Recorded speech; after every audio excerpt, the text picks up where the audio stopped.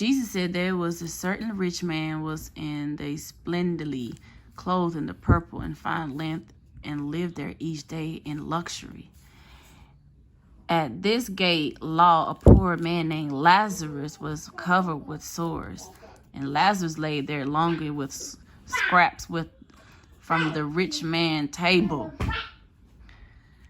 And the dog would come and lick his open sores. Finally, the poor man had died and was carried by the angel to be sit beside Abraham in the heavenly banquet. The rich man also died and was buried, but he went into the place of the dead. There is a torment. He saw Abraham in far distance with Lazarus at his side. And the rich man shouted, Father, Abraham, have some pity. Send Lazarus over here to dip and tip of his fingers in the water and cool my tongue. His tongue. I am anguished in these flames. But Abraham said to him, Son, remember that during your lifetime you have everything you wanted, and Lazarus had nothing. So now he is being comforted, and you are in anguish. And beside there is great champ separated us. No one can cross over to you from here, and no one can cross over to us from there. Then the rich man said, Please, Father Abraham, at least send him to my father's home.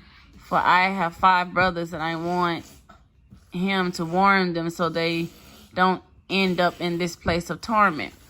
But Abraham said, Moses, the prophet, has warned them. Your brother can read what they wrote. And the rich man was replied, No, Father Abraham. But if someone is sent to them from the dead, then they will repent of their sins and turn to God. But Abraham said, if they won't listen to Moses and the prophecy, they will be preceded even if someone rise from the dead.